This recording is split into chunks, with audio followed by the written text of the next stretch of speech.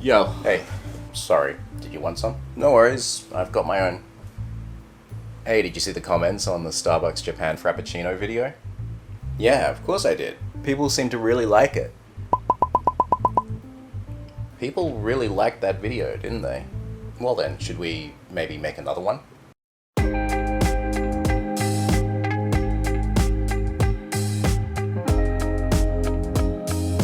So here we are at another unique Starbucks location. This time I am in Ise, and I am literally a couple of hundred meters away from the entrance to the Ise Grand Shrine, which is a major attraction in the area.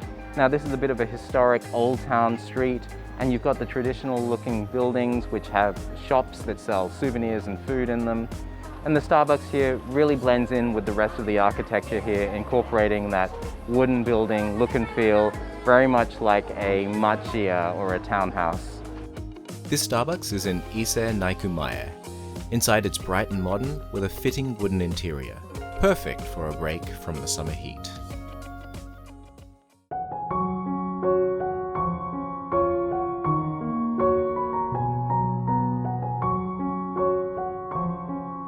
So this is the Ise Grand Shrine. It is Japan's most sacred Shinto shrine and considered to be the birthplace of the Shinto religion in Japan. It was established in the 3rd century, and as you can see here, the grounds are absolutely stunning. This is Mia's Frappuccino. It's using Ise tea, and it's got citrus pulp running through it, mixed with milk and topped with whipped cream and matcha powder. Ise tea has a very long tradition here. It was established in around the year 900. Now, of course, Ise tea has been used here to represent Mie Prefecture. And then you've got the orange citrus pulp in there, and that's meant to represent the warmth of the people of Mie. I've got my trusty metal straw, which I finally purchased. Oh, big hit of citrus. I basically just sucked up the citrus pulp, which is at the bottom. Yuzu is in there, orange, incredibly sweet, very, very nice. I really like that citrus pulp that they use. You've got a little bit of the bitterness from the zest, and you've got the sweetness coming through, and you've got a little bit of the tangy sourness. It's just all balanced out. Let's try the actual tea itself. That is really nice. I really like that.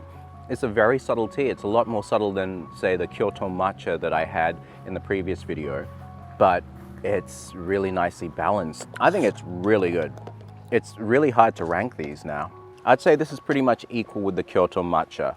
I'm gonna give Kyoto matcha the slight edge just because there's a little bit more flavor in it, but it's very, very close. Not saying that you can't really taste tea in this, you can, but of course matcha is a much stronger flavor.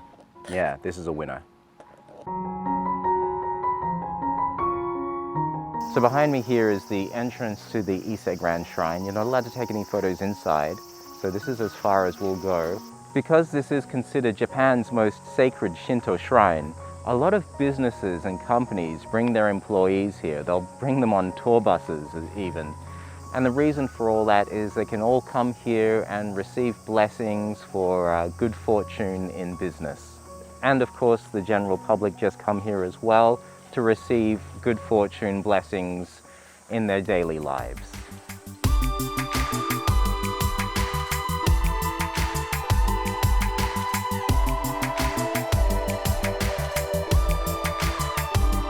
I'm at the Starbucks at the Wakayama Civic Library.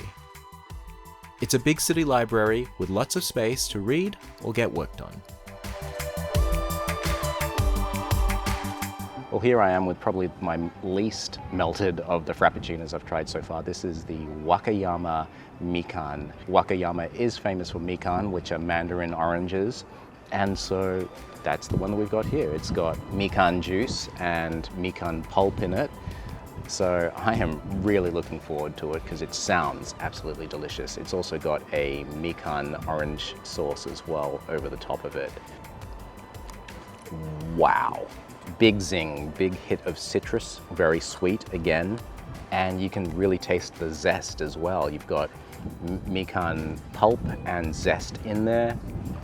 Very strong mandarin flavor. And this is really, really good. Now that sip that I had just then had vanilla and mikan and a very cool Frappuccino hit actually. That time I had like a slushy in there, which I never have had so far. There's yuzu zest in here as well. I've just tasted that. This is very good and well worth the trip to Wakayama for it as well.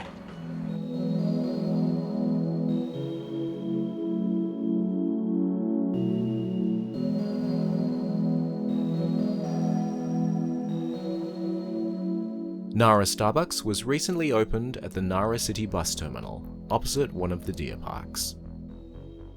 So here we are in Nara in one of the parks. This, funnily enough, is the exact same spot where I came with Nick and Helmy and we did the deer cracker challenge. So I've got the Nara Hojicha Frappuccino, and Hojicha is roasted tea. And the reason why they chose that for Nara was that they say it's a familiar flavor to the people of Nara. It's used in ochazuke, which is a tea porridge, and just very well known for Nara. And it's mixed through with white chocolate, and it's got the whipped cream, melted of course. I can never get it straight away. I've got to set up the shots. And matcha. The matcha, the green matcha on top is meant to represent just like the landscape and the mountains. That's quite nice. You've got the roasted tea, so you've got that sort of smokiness in the tea. It's sweet. There's white chocolate in there as well. Creamy. I wouldn't say it's my favorite, but yeah, it's decent.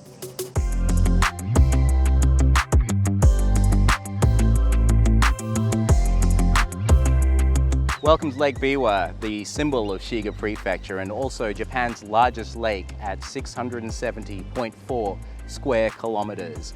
It takes up the majority of the prefecture, literally, if you look at it on the map. This is the Biwa Blue Citrus Frappuccino that they've got at Shiga's Starbucks. It's an interesting one because it's got a white chocolate flavor. There's a very slight hint of blue in there as well from the butterfly pea blue flower, which coincidentally is also the one that they use in Kanagawa Prefecture's Frappuccino. Of course, the blue is meant to symbolize Lake Biwa here. There's also some matcha powder on top of the whipped cream, which is supposed to symbolize the mountains that we see in the background as well. And then there's a citrus pulp running through it. So I'm kind of already guessing how this is going to taste. Ooh, that is really, really nice. That's up there with the matcha Frappuccino from Kyoto Prefecture. Of course, Kyoto is just next door. It's only a 10-minute ride from Kyoto to Otsu, where I am. You get a floral hit, but very sweet, very creamy. By the way, apologies if you can't see my eyes so well. The sun is literally right there, and it's the middle of the day. Only time I could film. That is fantastic. It's a very distinct, unusual flavor. I've not tasted anything like this before. But if you don't like flowery things, if you don't like that floral flavor, I don't feel like it's too strong, but maybe that's just me. I mean, I like things like lavender flavored things. It doesn't taste like lavender. The white chocolate is in there, not overpowering. I'm tasting yuzu in this, which is one of the citrus fruits that they use.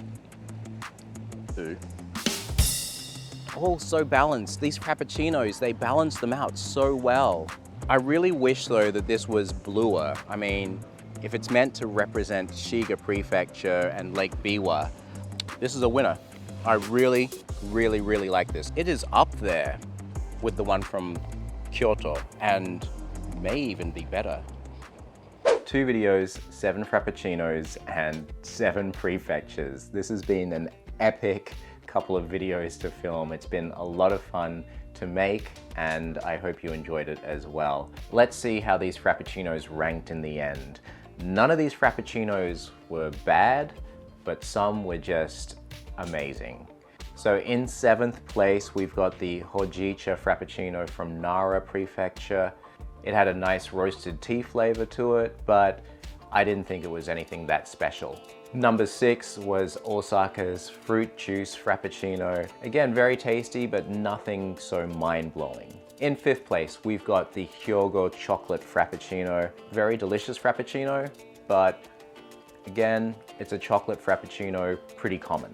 Now we're getting into the top 4, and each of these were really delicious. So there's just very subtle differences between them that affected the rankings. So number 4 was the Wakayama Mikan Frappuccino. Very delicious Frappuccino, lots of mandarin flavor in there with vanilla. It's For number 3, we've got the Mie Prefecture Frappuccino, which is made with Ise tea and citrus pulp. Very delicious Frappuccino and recommended. And now we've reached the top 2, and for me, this was just so close. In 2nd place is the Kyoto Matcha Kinako Frappuccino. Very good Frappuccino. That was the one that was in 1st place in my last video. But that then leaves number 1 with the Shiga Frappuccino, which was the Biwa Blue Citrus Frappuccino. It was just such a unique flavor, combining the floral notes from the butterfly pea flower, white chocolate, and that punchy citrus. For me, that was just fantastic. It was such a good Frappuccino, something I have never tried before. What else can I say? It's in 1st place.